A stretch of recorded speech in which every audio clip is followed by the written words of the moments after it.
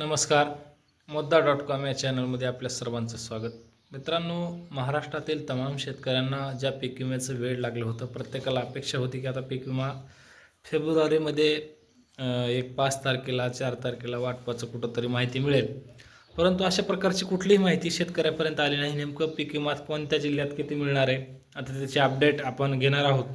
ते कोणत्या आधारावर घेणार हे पण मी तुम्हाला या व्हिडिओमध्ये सांगणार आहे.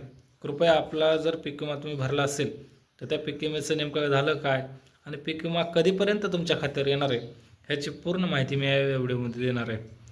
मित्रांनो, जर 2025चा खरीपाचा म्हणजे सोयाबीनचा पीक विमा जर तुम्ही भरलेला असेल तर तुम्हाला त्याचे पैसे लवकरच मिळणार आहेत. मग हे पैसे कधी मिळणार आहेत? आता तुम्ही पाहिलं असेल बजेट झालेलं आहे.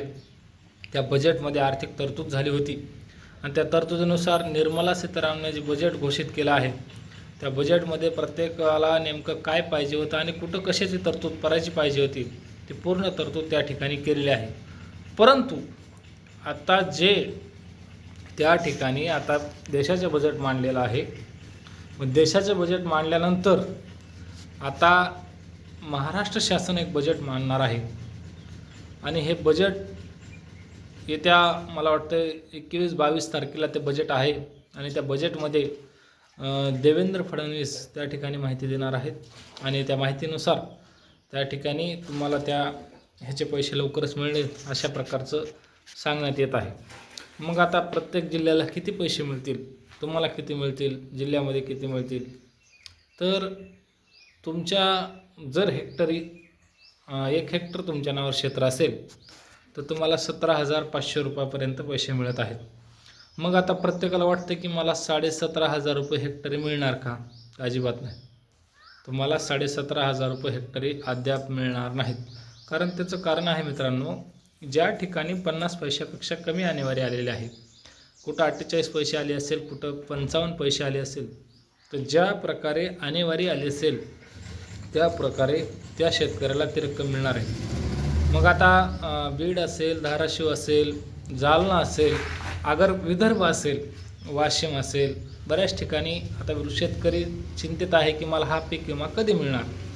बरेच शेतकरी वाट बघत आहेत. तर त्यांच्यासाठी ही महत्त्वाची सूचना आहे. 22 तारखेला आपल्या महाराष्ट्राचं बजेट जाहीर होईल आणि त्या बजेटमध्ये जाहीर करून येत्या 4 दिवसात 8 दिवसात त्या ठिकाणी बजेटमध्ये ते सांगितलं जाईल की लोकांना, शेतकऱ्यांना हा पीक विमा दिला जाईल. त्याप्रमाणे ते शेतकऱ्याला ते कंपनीकडून पीक विमा वाटप करण्याचं चालू करण्यात येईल. कारण कुठेही आता शेतकऱ्याच्या PMFGYवर जर तुम्ही गेला, म्हणजे प्रधानमंत्री फसल विमा योजना ही अधिकृत वेबसाईट आहे त्या पीक विमा कंपनीची, त्याच्यावर जरी तुम्ही गेला तर त्याच्यावर देखील कुठल्याही प्रकारे आपल्याला त्यांनी कुठंही त्या ठिकाणी काही जसं की आता मध्ये केलं होतं की अपडेट केली माहिती, तशा प्रकारची माहिती अपडेट केली नाही. कारण ती माहिती जर तुमच्या पोर्टलवर अपडेट केल्यानंतर किमान 10 दिवसाच्या आत कंपनीला ते पैसे द्यावे लागतात. ते पैसे देण्यामुळे कंपनी थोडं विलंब लावत आहे आणि लवकरच हे पैसे तुमच्या खात्यावर येणार आहेत. मित्रांनो, काळजी करायचं कसलंही कारण नाही, पण तुमची आणेवारी जर 50 पैशापेक्षा कमी निघाली असेल तरच तुमच्या खात्यावर ही रक्कम येणार आहे. मग आता हे जिल्हे कोणते तर तुम्ही जिल्हे ऐकून घ्या.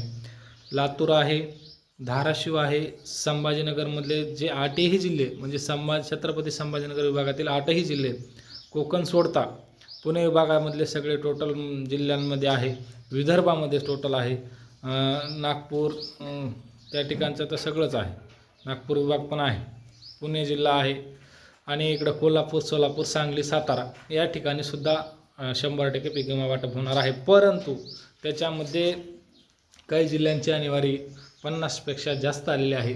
काही ठिकाणी सांगली, सातारा असेल त्यांची आणेवारी थोडी जास्त आली आहे, 70 पैशाच्या आसपास त्यांची आणेवारी आलेली आहे. त्याच्यामुळे त्यांना पीक विमा थोडा कमी दिला जाईल. म्हणजे सरासरी वाटप करण्याचा हेतू महाराष्ट्र शासन असेल, पीक विमा कंपनी असेल, 12,800 ते 17,500 रुपयापर्यंत तुम्हाला ती रक्कम दिली जाईल. हां, जर धाराशिवसारखा जिल्हा असेल त्या ठिकाणी अधिकृत अनुदाना स्वरूपात जी रक्कम दिली आहे त्या प्रमाणामध्ये ती रक्कम दिलीच आहे. परंतु अधिकृत काही देऊ शकतात, परंतु पीक विम्याच्या बाबतीत जर विचार केला तर 12,500 पासून 17,500 रुपयापर्यंत ती रक्कम शेतकऱ्यांच्या खात्यावर जमा होणार आहे. तुर्तास धन्यवाद. ही माहिती कशी वाटली तुम्हाला कमेंटद्वारे कळवा. धन्यवाद.